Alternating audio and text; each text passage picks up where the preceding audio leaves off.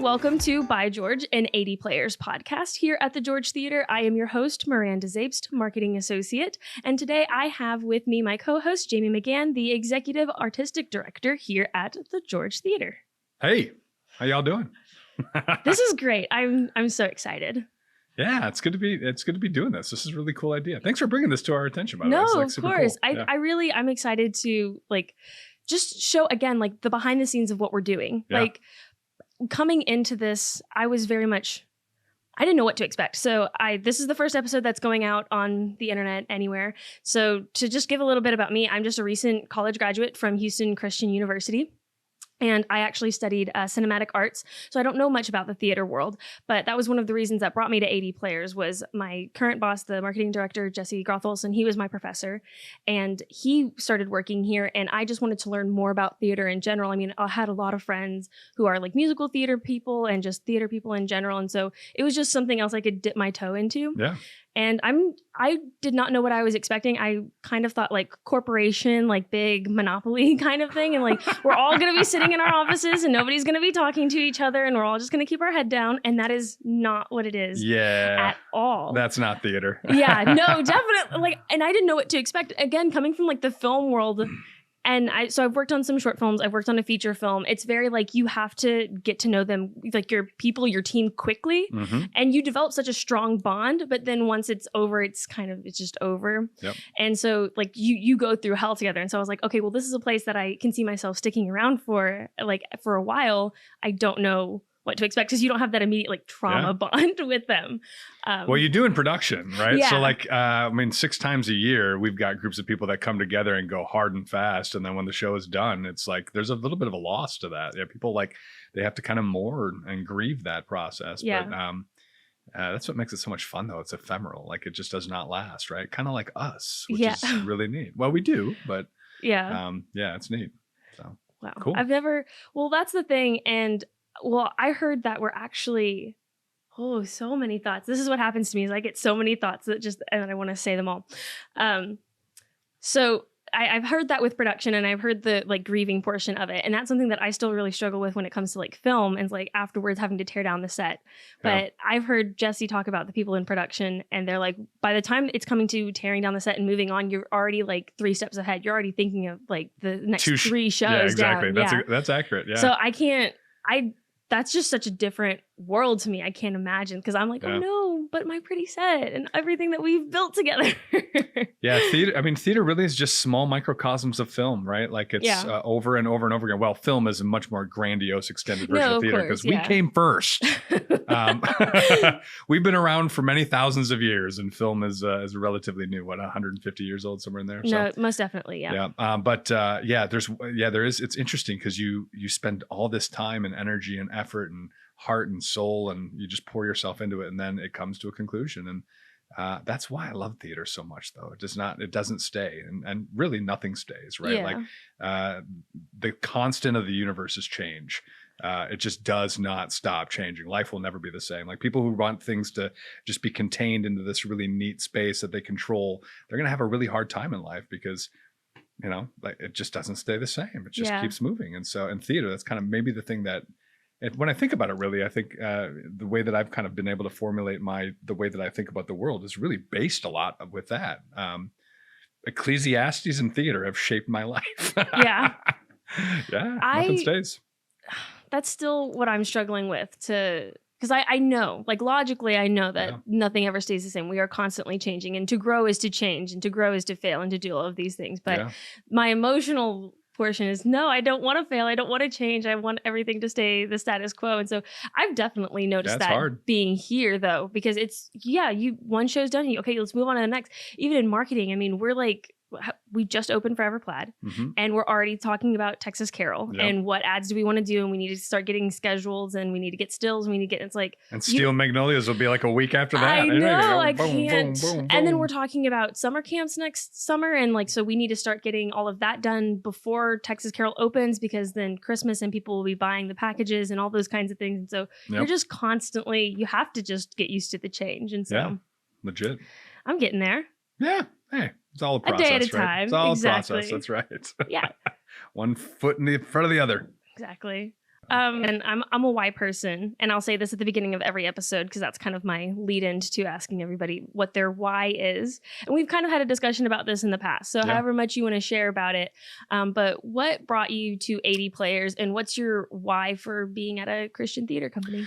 Yeah, I was an academic for almost 20 years. I was a professor, and that moved into being a department chair, and then a director of a school, and then eventually a dean, and then back to a department chair artistic director position for a bit. And when I came to Houston for the first iteration of my time in Texas, at Houston Christian University as a dean, and I had never heard of 80 Players before, which is really strange because I've been working in professional theater for a very long time, and I've been a practicing Christian for a very long time too. And so you'd think that I would know of this place, but I had no idea it existed. Well, that's fascinating because isn't that wild? People, like when I told people that I started working here, they were like, oh, I know 80 Players. Like, I've never heard of that place. It's such a 50-50 Yeah, it is. thing. It is. I mean, it's growing now exponentially. It's very quickly. Our message is getting out there, but and it has been for the last 5 years. My predecessor Jake has done yeoman's work in messaging who we are and what we do.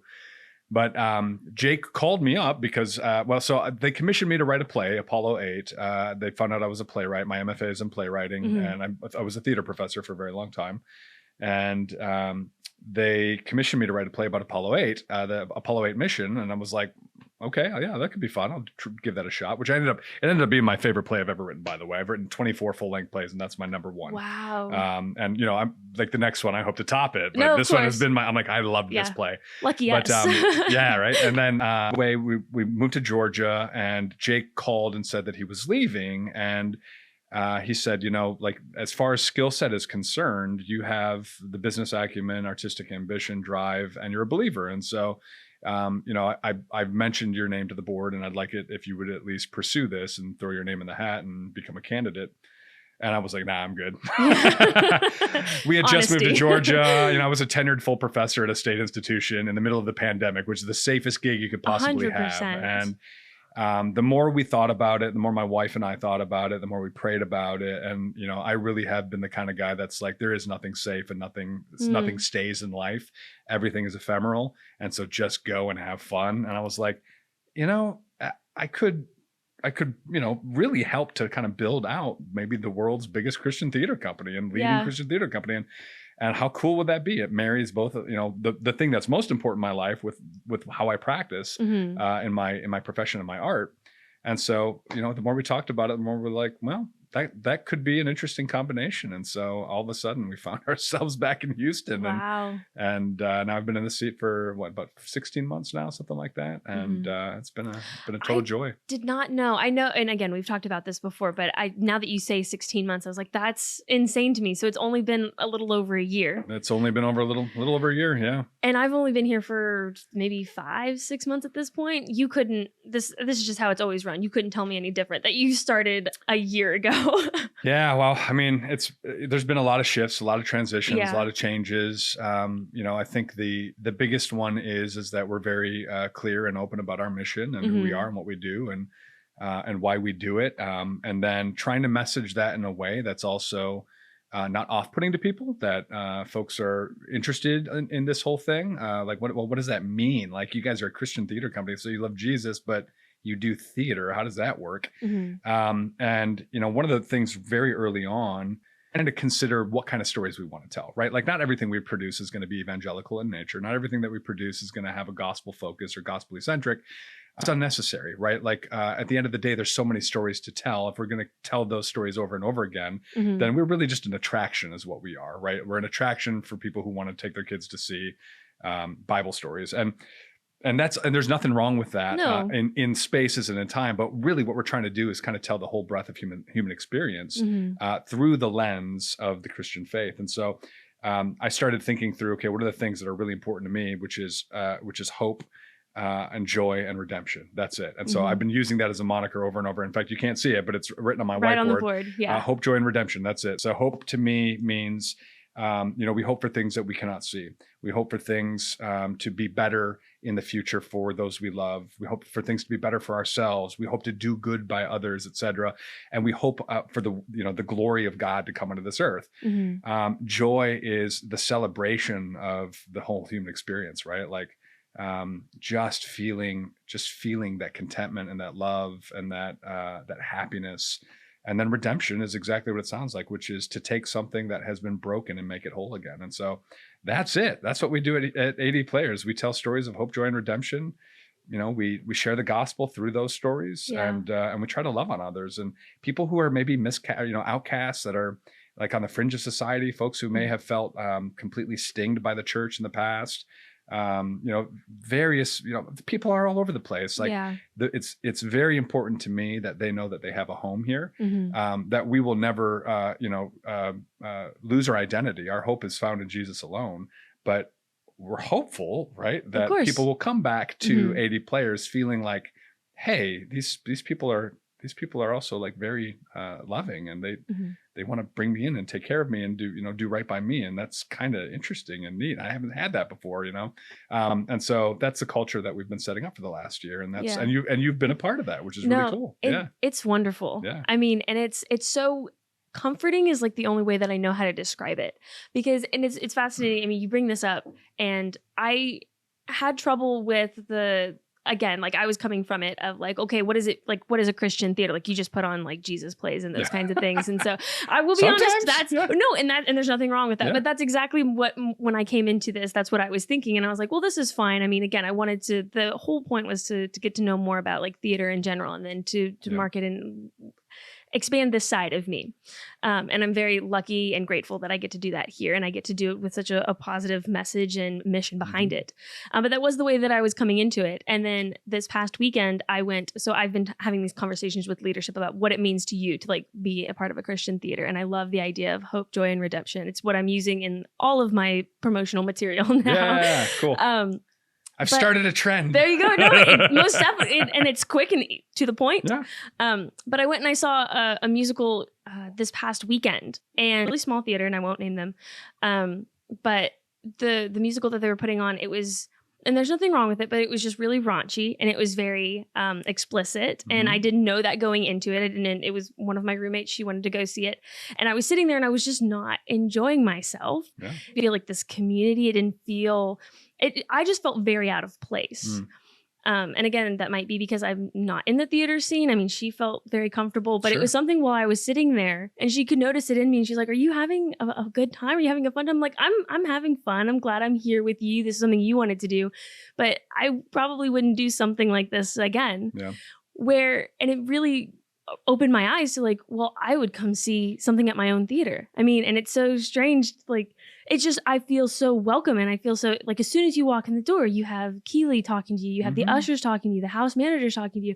You can go up to anybody and they are willing to have a conversation, and you just feel so like loved. It's just so comforting. Yeah, we have such a great staff. Our staff is so fantastic and so open-hearted and generous and time, and they're just great people and talented people, which is really cool. But yeah, it's funny because like I'm notoriously unoffendable. Like I just don't get offended. Yeah. So I can see pretty much everything. Yeah. And it just doesn't faze me at all. I don't like horror movies just because I don't like being scared. Right. Fascinating. I used to love them, but I just don't gel with them anymore. But there's just not much that offends me. And I can go to shows like that and be, find merit in them, et cetera, et cetera. But the older I get, the more that I don't want to. And it's not because like I have anything, necessarily wrong with it. It is what it is, right? That people to each their own. Many different audiences will go to many different spaces, but I'm not interested in those stories anymore. Yeah. I'm interested in redemptive stories. That's it. I'm interested in the long arc of the universe bends towards redemption. God constructed it for exactly that way, right? Like the grand narrative, the purpose that we're all here is redemption. And so the more I think about the stories that have really moved me in my life, and the stories that have really shaped and path out before me in many ways, they're all redemptive. They're all beautifully redemptive. They all have something where something is broken, something is missing. There's, the Greeks called it hamartia, which is inherent flaw, and Christians call it sin. But there's something in us that's wrong, right? And then through these actions that people take or divine intervention or whatever it may be, somehow a portion of that, there's a salve that gets put on that wound and healing begins to take place. It's not like we're completely healed or anything like that. Like that's impossible. Yeah. But there's a salve that gets put on, and like you just inch that much closer to this redemptive state. And I find that so beautiful. And so that's what I'm interested in now. Like, I would agree with you. Like, I just generally wouldn't go see those shows, not because, you know, I wouldn't be offended by them or anything, or I'd feel uncomfortable. I probably wouldn't. But I'm just not interested in them anymore. I'm interested in shows and narratives and stories and music and any art that really just moves the needle on drawing people nearer, you know? So that's such a good way of putting it. I mean, that's where I was going of the show. To me, there was nothing redemptive about it. It was purely for the sake of a musical, the sake of laughs, the sake of comedy. And so there wasn't a message or a theme behind it, at least not that I saw. And again, it just wasn't my cup of tea. Yeah. That would fall on like the joy side, right? Like if there's nothing really that like it doesn't really say anything, but it's really enjoyable. Yeah, but it was funny. The like music Forever was Plaid, that's up right now. It doesn't really say much, but it's really enjoyable, right? Yeah. Like you're like, oh, that's so cute. It is. And the music, I mean, music's great. It's like a hug. It's a warm hug. That's exactly right. Yeah. Well, and that was the other thing. Again, I didn't know like anything about Forever Plaid, and I didn't know generally why we were doing it. And then I hear the music and I see the guys, and it's just so lively and it's so funny,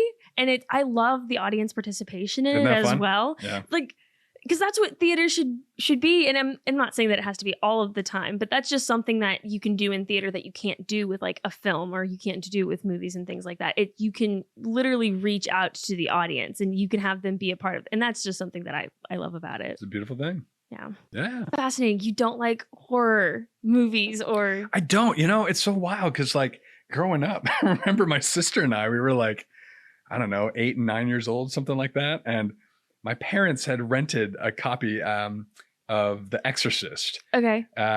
Or somehow we got our hands on a copy of The Exorcist. Have you seen The Exorcist? I have. Okay. Don't watch that when you're 8 years old. No. I did not sleep. I bet I didn't sleep for like 3 weeks after that. Like legitimately, I'd sleep for like an hour a night and I'd wake up in cold sweats. I was an 8-year-old kid who didn't understand any of this stuff. And but somehow that got like launched me into being really interested in horror films. So I watched horror films like as a teenager, et cetera, and then kind of into my early 20s. And then the movie that did it for me, I was like, I'm out, I'm done, is The Ring. Did you ever see The Ring? I did. I was like, I'm out. I'm no more, man. I can't do this. Was it just bad, or it was just too much for you? No, it was way too scary. Okay. I was like, this is freaky, man. I just want nothing to do with this stuff anymore. And and then, you know, that was kind of around a time too, where I was also kind of divesting myself of other aspects of my personality and myself. And you know, as an artist, you're just kind of constantly changing. And so like early on, when I first started writing plays, I wrote a lot of plays that revolved around working class issues, unions, things of that nature. And I writes kind of plays that I started with that, mostly because I grew up in a blue collar family, all unionized.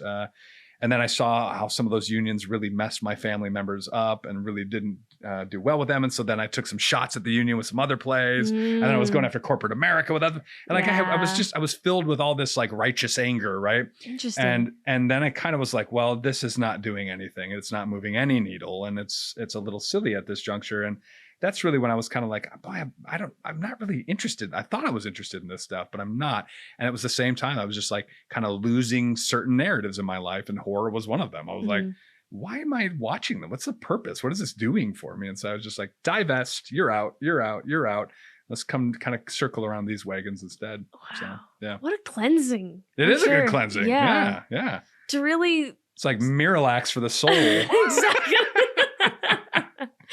To self-analyze and to think of what isn't serving me anymore, and to let it go. Yeah, absolutely. I question it because I'm a big fan of horror. Yeah. So like that's what I want to do one day. I want to direct, I want to write horror movies. Yeah. I'm also a big reader. And so like I read a lot of Stephen King. I just started a new book called The Outsider, and it's wonderful. It still serves me. I like it. Hey. And listen, Phil Talon, Dean of Christian Thought at HCU, who is a good friend, he turned me on to watch the movie The Witch. Yeah. Which I was like, why would I watch that? And I thought it was absolutely brilliant, an absolutely brilliant film. And he talked about it from a theological perspective about the importance of community and the importance of being in community and being in fellowship with people. And had I not been given that primer, I'm not sure I would have gotten it as quickly. I would have probably landed there. But knowing that walking into it, then I was watching with those eyes, and I was like, man, this is great. And so, because Phil like encourages, he's like, hey, Christians, see some of these horror movies. They can tell you a lot, right? They can teach you a lot. And so that one was awesome. I was like, oh, that was a cool movie. So, but that's the last horror movie I watched, and that was like 4 years ago. Yeah, so, that's it. No more. Don't. Although Jaws is my favorite movie of all time. It's not a horror movie, I was really. Going to say, would you classify that as it's a horror? It's not. No. Yeah, it's a creature feature thriller drama. You know, it's the greatest movie ever made. So that's my opinion. Is that your number one movie? Yeah, I adore Jaws. Jaws is my number one. I have seen it probably 300 times. I kid you not. That's okay. Yeah. I think I've seen it once, and it was for school. I had to watch it for class. My wife and my son and I, we have a pool in the backyard, and we'll set up a movie screen and we'll float in the pool and watch Jaws. It's awesome. That's amazing. That's the kind of life that I want to live. Yeah, that's great. Do you have a blow up projector that you use? No. I just built one that's outside of it, and then we just rear project from the fence area. But it's cool. Yeah, that's it's a lot of fun. Nice. But my son likes shark movies, so I digress. No, you're okay. Horror movies, I think they had a place and a time, and I learned from them. And I like there are aspects of them that I really kind of gauged, but so much of it is just really silly too. I'm like, I'm good. Mm-hmm. About where's our theater? Where are we headed? What's the plan? What are you, the big guy in charge? you have to know the road that we're going down. Yeah, a lot of, I think, leaders will like start with the really formalized plans and like do 5-year plans or 7-year plans or 10-year plans or 1-year plans, et cetera, et cetera. And coming into this in such a kind of state of turmoil for the American theater, knowing that I was walking into a space where I was like, all right, what's going to happen? We'll see we'll see. I didn't really want to formalize a plan. I wanted to be able to just kind of sit with it a little bit, absorb it, and see where the entire industry was going, right? Yeah. It's done that. We've observed, we're watching it in real time. It's not going so hot for a lot of theaters. There's been a lot of closures. Folks have gotten really used to sitting on the couch and, not being in fellowship with other people and experiencing narratives. And it was a little tricky and a little like, okay, well, how are we going to do this? And coming into that and really kind of doubling down on our mission and who we are and what we do, and seeing our audiences where everybody else's audiences were kind of depleting. Not everybody, but a majority of theaters have experienced that. And our audiences have just been kind of slowly clipping back up and getting closer to the pre-COVID levels and bringing in some new folks. We're getting some folks that maybe left but are coming back, et cetera. Yeah. And so it's mostly been a time of observation, really. And 16 months in, I don't see that stopping anytime soon. I still can't believe 16 months. Because I think it's important to observe and pay really close attention and then be able to pivot. But I can tell you this, we want to continue to offer excellence in everything that we do, right? We want to be, we call ourselves the world's leading Christian theater company for a reason. We're an actual theater company. We have a physical space that's absolutely stunning, the George Theater. If you haven't been here, it's incredible. Absolutely. And we have a really long history of making good stories for folks to observe, to be a part of, to take part of, et cetera. And so as that's kind of clipped up, it's given us a little bit more kind of insight into what that looks like. So excellence is number one.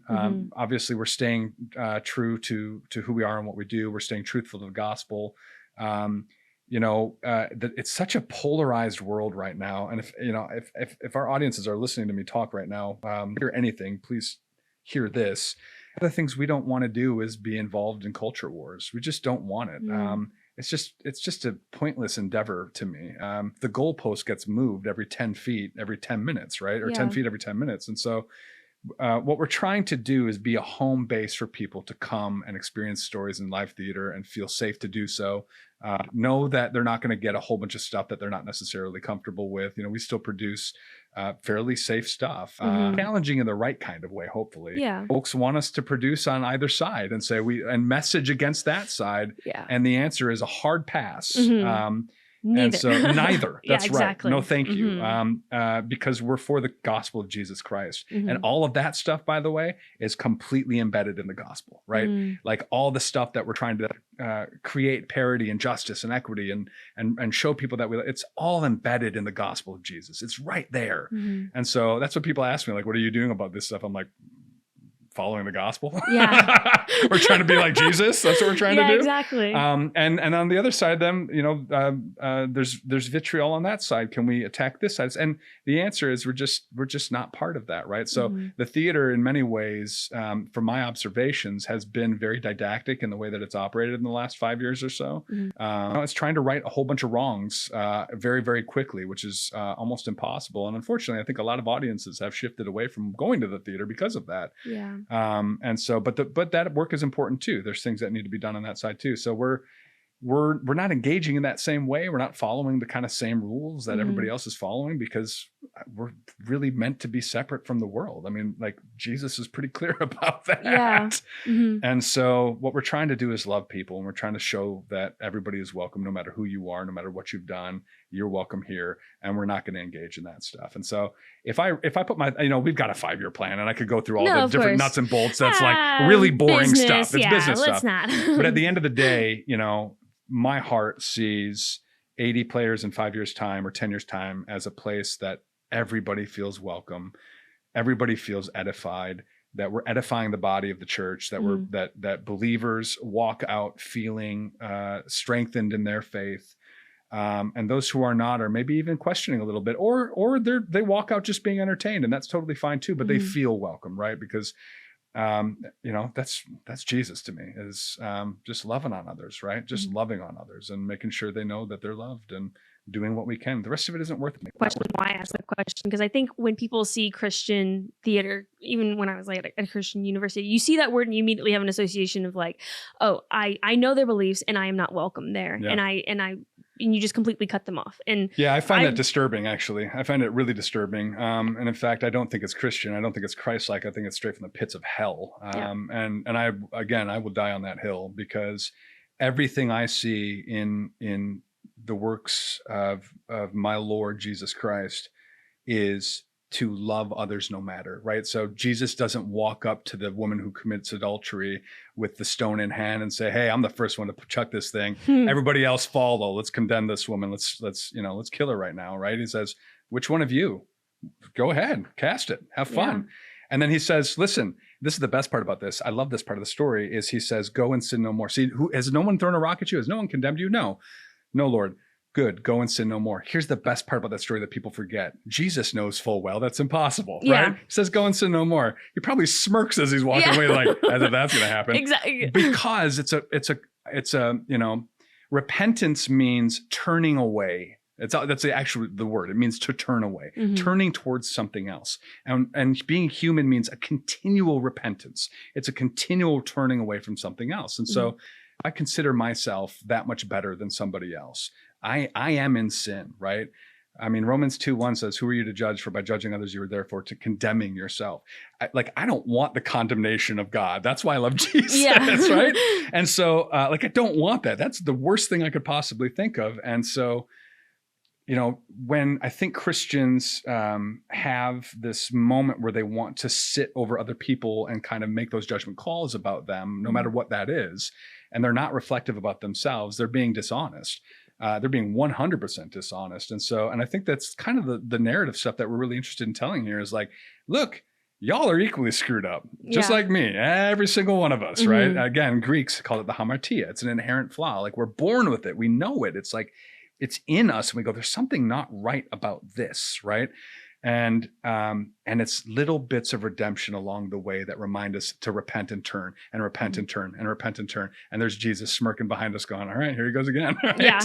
And so, I think that's for 80 players in particular, that's the thing that I love the most, is that's what inclusivity means to me. It's not to come in and laud you for whatever it is and praise you for whatever it is. It's to say, hey, welcome, fellow sinner. Yeah. Welcome, person who is as equally screwed up as me. Yes. And let's make some theater together. Yeah. You know what I mean? Let's have a good time. And that's where we stand. And that's where I stand. Like, I'm probably the worst sinner at this place. You know what I mean? I run this theater, and I'm probably the worst one here, right? Like Paul said, I was just talking to somebody about this. If Paul says, I am the worst of these sinners, what chance do we have? Yeah, exactly. It's Paul, man. I'm like, oh, he's in trouble. Yeah, it's about to get dicey. Yeah, that's right. Yep. So to wrap up, because we're close to the end of our time, I have 3 quick fire questions for you.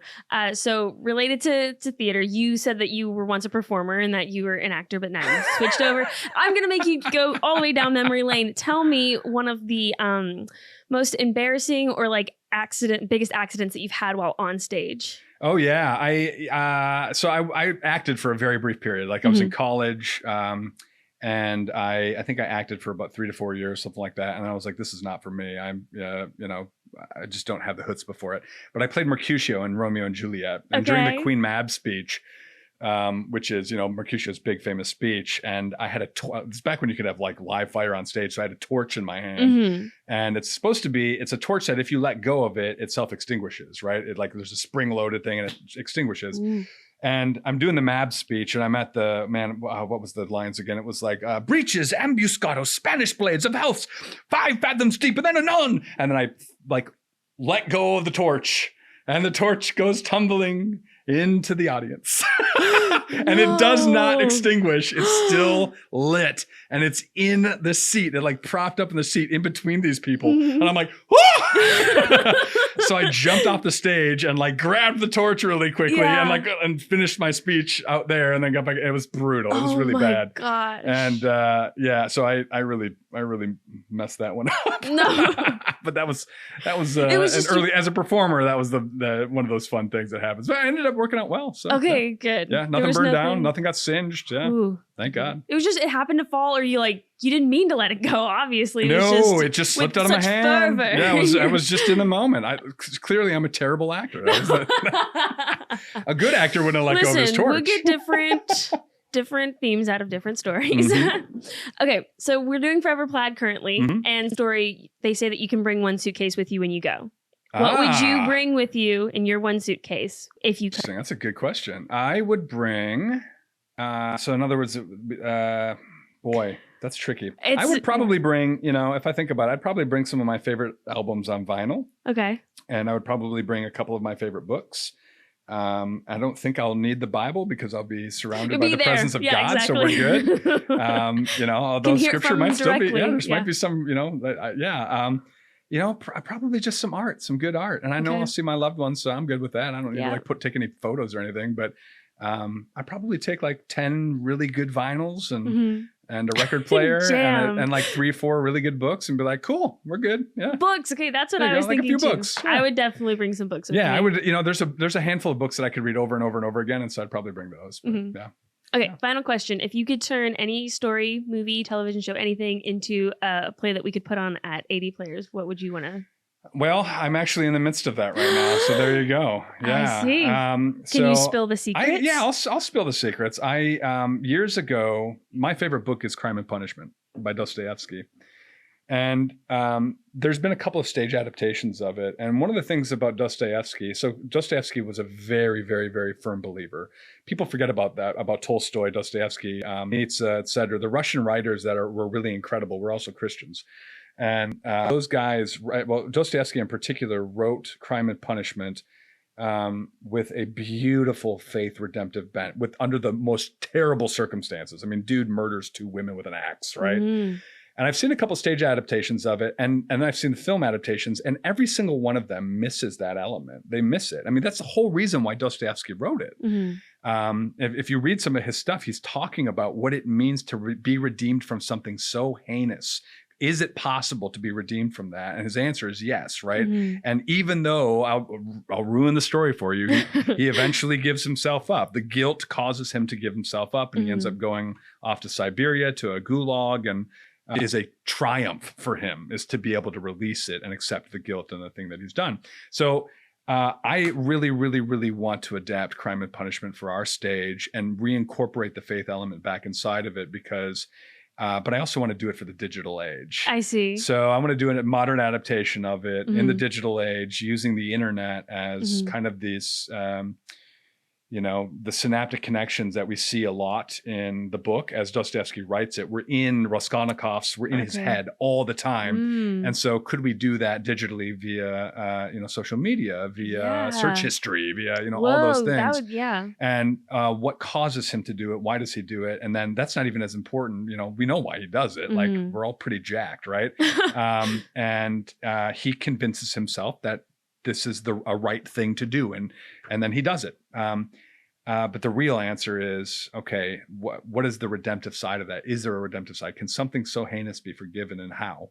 And so in a digital age, I think that would be really, really interesting, especially when everybody just wants to break the pitchforks all the time and come after everybody else's throat. No one ever wants to turn the light back on themselves, right? And no one wants to say, boy, I'm a pretty responsible party here. Like, I've done a lot of terrible things, or like, we just don't live in that world anymore. Nobody wants to accept that. And so I think it's important for our audiences to go, it's really, really good to do that, y'all. It's good to admit that guilt. It's good to admit that you're wrong. It's good to admit that you have growth to do, and that you need to repent and turn away. And so that's the show that has been sitting on my mind for about 4 years, and I've got an outline for how I want to do it. Okay. And I expect that within the next, year and a half, after I've got a couple of other scripts I've got to finish, that I'll probably do that. That'll be the adaptation. But yeah, so there you go. Come in 2024. Yeah, and I promise people, it's not just boring Russian literature. It's really exciting stuff. Good to know. Yeah, probably not that early, but yeah. Adapting Russian literature, it takes some time. It's a little bit of money. If you do it right, it's rough. No, yeah.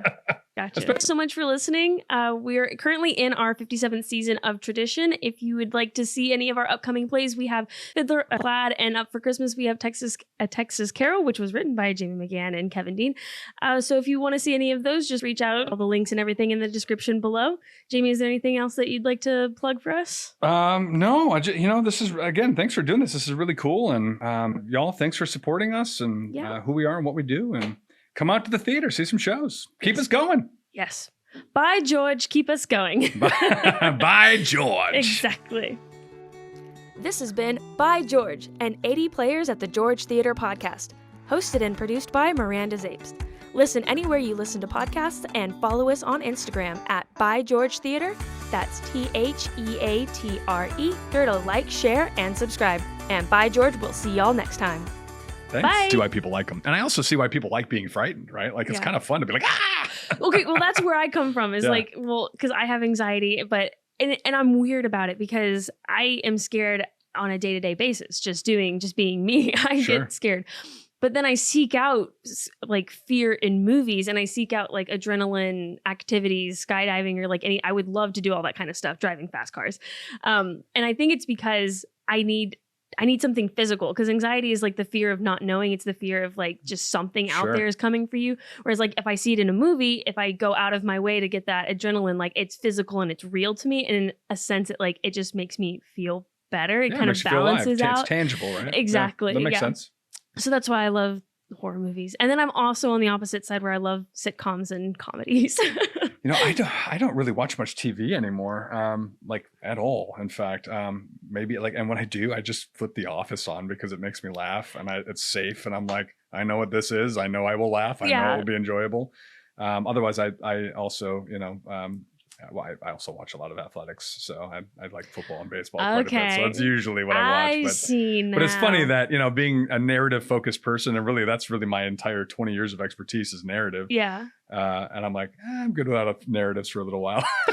No, I get that. There's some people kind of unwind a little bit, Mm-hmm.